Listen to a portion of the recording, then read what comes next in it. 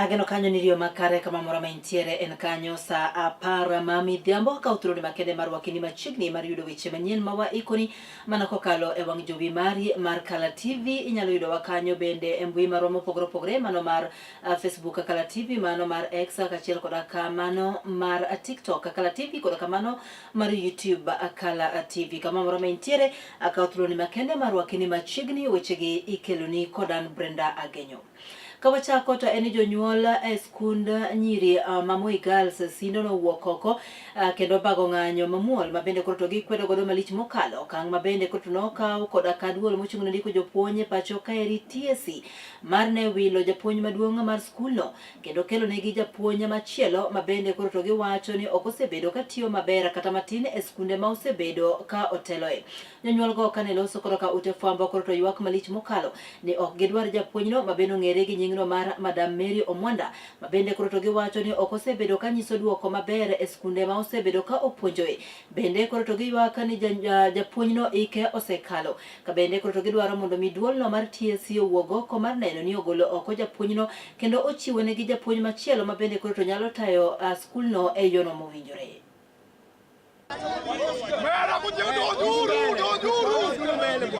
We decry Teacher Service Commission for sending to our new national school a rejected principal who has been rejected from St. Monica Gitwamba Secondary School in Trans Nzoia to be the chief principal of this school. He has not even been a D1, D2, D3, D4, and even D5 chief principal. We are asking TSC, we are addressing TSC, Teacher Service Commission, to take our area not as a dumping ground for failed principals elsewhere. We need principals who still have energy, not a retired principal who has reached the age of 61. 61 principal should be playing with the grandchildren at his home area, not to be brought to Sindo Moi Girls National School. We are also concerned that our school for so many years, we do not have substantive deputy principals. We are asking TSC to seriously send us 2 substantive deputies who are competent, qualified, and have track record for succeeding in making students go to university. We understand the one who has just been brought here was at St. Monica Gitwamba, where the best grade, mean grade, was C plain. He cannot come to a school where in 2024 we had mean grade of A. Somebody who has the best he has ever achieved, mean grade C, cannot make this school glow. We want this school to glow to the national status that it is now. Supposed to retire. And we are being sent another already retired principal to take over from a school that has been upgraded into a national level. This school, it is a common sense. Anybody who has attained the retirement may not be able to give the school the national status it has been upgraded to. And this is the community concern. Therefore, we are giving the Teacher Service Commission another 7 days notice to give us a principal and 2 substantive deputies so that this school can be taken to another level. Yes. There is a bickering from the community that the current deputy who is acting, she is acting at the mercy of the Teacher Service Commission, does not merit. Commissioner Samagadwol no mochung' ne kelo kanyakla oganda jopiny e pacho kaeri mano NCIC kod nochamo muma mar apis odiochieng' ma kawuono. Chinono notelie koda ka jang'ad buche maduong' e doho ma pacho kaeri Justice Martha Koome mabende koro to golo kwayo makende ne commissioners go mondo miyo notimo tijgi maber ka bende koro to ojiwogi e wi ber mar telo makare. I, Hassan Bilo Ahmed, having been appointed a Commissioner of the National Cohesion and Integration Commission under the National Cohesion and Integration Act, Cap 7N, do solemnly swear that I will faithfully and fully, impartially, and to the best of my ability discharge the trust and perform the functions and exercise the powers devolving upon me by the virtue of this appointment without fear, favor, bias, affection, ill will, or prejudice, So help me God. I, Jerusa Mwadhime Michael, having been appointed Commissioner of the National Cohesion and Integration Commission under the National Cohesion and Integration Act, Cap 7N, do solemnly swear that I will faithfully and fully, impartially, and to the best of my ability, discharge the trust and perform the functions and exercise the powers devolving upon me by virtue of this appointment without fear, favor, bias, affection, ill will, or prejudice. So help me God. Jotelo edono buch siasa mar ODM koro to wuok oko kendo singo mar biro tiyo kanyakla mar noni gitego duono buch siasa no. Jotlogo kama oting'o migosi Oburu Oginga mabende en ogai mar duono buch siasa no. Mikai Gladys Wanga mabende en jakom mar duono buch siasa no. Koro to singo mar biro neno ni gitiyo kanyakla e bero duono buch siasa no mar ODM to ahinya e gwego mag Nyanza mana kaka ileronwa koda jafwambo marwa Justus Adoyo.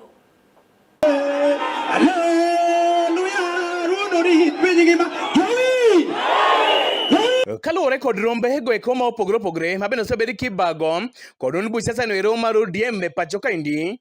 Duond bura noero osedhi nyime kod tielo kendo lero ni gintiere broad based government kendo gidhi nyime kod nyiso dwaro margi mar bedo e twak kod duond buch siasa mar UDA kaka okang' mabiro neno ni gido teko ahinya to kochopo yiero ma 2027. Wang'eyo policies mwadwaro, wang'eyo kama wadhiye, wang'eyo ni wadhi riwre gogendni mamoko eka wanyalo kawo power.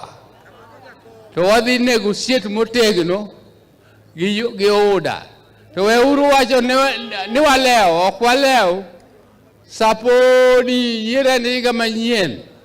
Ogai mar duond bura noero migosi Oburu Oginga odhi nyime kod lero ni gintie kod dwaro mar biro bedo e telo kowacho ni onge dongruok minyalo chwalo ne oganda ka gionge teko kata power. Kaka en ko wan waonge gi wich kuot ka wawacho ni wadwaro power. Ok wanyalo wacho ni wan gi wich kuot ni wadwaro power nikech onge development maditim kionge gi ang'ono gi power. Mane omiyo wan waonge wich kuot wacho ni wadwaro power. Power ni to wadwaro gi yore te manyaka timre. Kendo wang'eyo ni un kaka oganda wa mar Luo, ang'eyo ni joka Nyanam, samu jok murido waku, mukalaku, to en aena gimoro achiel maonge moro makendo baro kadhi bathe, modong modhi oko tiluongo nang'ono kimiwa.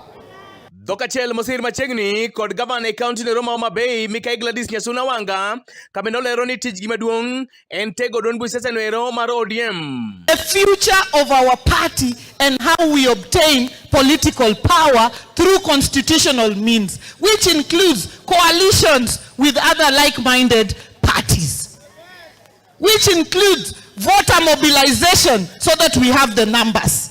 Dhok achiel maket kod maendi bende osir machiegni kod gavana e kaunti no ma Migori mane migosi Ochilo Ayako mabende lero ni kaber oganda jokanyanam owinjore owuoth e twech achiel.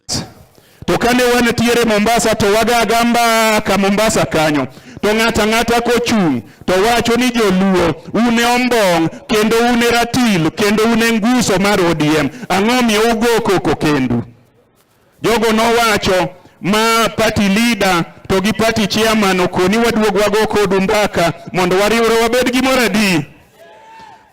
Kata kamano migosi Ochilo Ayako dhi nyime kod kwedo malich mokalo gavana e kaunti ma Siaya migosi James Bob Agri Orengo kuom wach mabende owacho ni migosi Orengo osemana dhi nyime kod pogo joluo. Aneno ka jaduong' morengo moti moewo jodongo te nigo agoge ni nodonjo Kisumo. Kidonjo Kisumo to badho ng'a?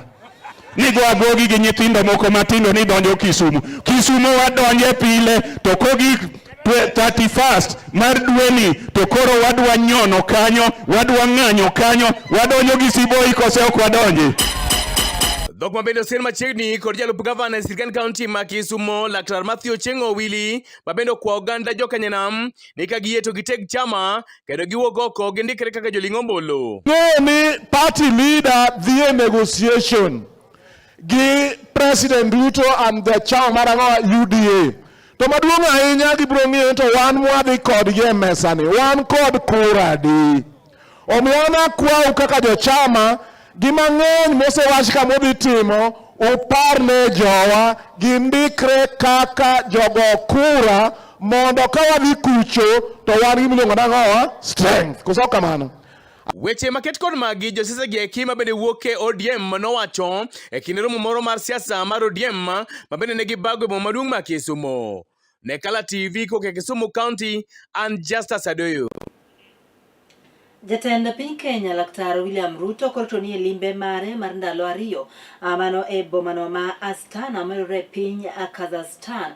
Kama bende jatend piny Kenya koro to oyango ni odhi nyime koda ka twak koda ka jatend pinyno mar neno ni gibero pinje ariyogo kendo ting'o malo uchumi. Bende Laktar William Ruto duoko erokamano maduong' ne jatelono kuom ne rwake e yono mowinjore e pinyno.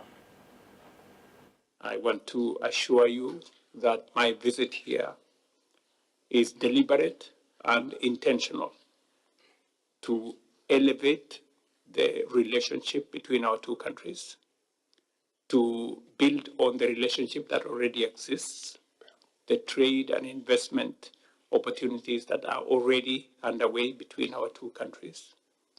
I recognize that there is significant and growing trade relationship between our two countries. Export of our tea, our coffee, and other products into your great country, and the possibility and the opportunity that exists to use your country as a gateway to the Euro-Asia region. Your Excellency, Mr. President, let me first and foremost, on my own behalf and on behalf of my delegation, to thank you very much for extending an invitation to me and for the warm and gracious welcome that we have received and the great hospitality extended to us on this very first maiden visit of a Kenyan president to your great country. We have felt the warmth of Astana. The meeting we met in 2023 in New York became a starting point for us to build on the relationship between our two countries established in 1993. Your decision, Mr. President, to have a resident ambassador in Nairobi underscores the importance you and your government attaches to the relationship between Astana, Kazakhstan, and Nairobi and Kenya. Weche mamoko en ni chenro mag somo koro nobedo koda ka ng'ikruok kamano e skulno mong'ere kaka Mboni mayudore e kaunti ma Makueni. Bang' ka skulno koro nolor apoya nono bang' ka jopuonjre masomo e skulno bedo koda ka tuo. Kaluwore koda ka lipot manogolo koda ka tend skulno koro to yango ni jopuonjre mathoth ne ni koda ka tuono mar ambululu ka gima duong' mabende okelo tuo ma kamano pok to oyangi. Kata kamano tend thieth e kaunti no ma Makueni osedonjore e wachno kendo oyango ni gidhi nyime mar timo nonro matut mar yango gima ne nyalo kelo tuo ma kamano e skulno.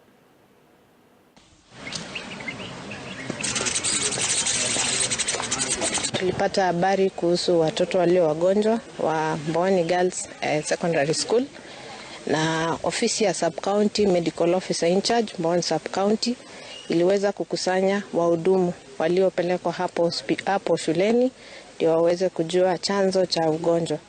Waliweza kuwaona watoto wengi 143 ndio waliweza kuonekana hospitali wakatibiwa na wakapewa dawa. Watimo mos makende ne jopuonjre go eko kendo wakwayo ne gichang mapiyo kaka nyalore gikanyono bende makele giko mar kelo ni weche manyien mana kane gimolo meso mar kawo weche manyien tudri kodwa kendo koromo kanyo saa 1 saa 3 mar otieno ibiro weche gi kachiel koda mamoko mathoth kokelni koda nyawadwa Nelly Chieng mano kelo ni weche gi enan Brenda Agenyo ibiro koda midhiambo makare.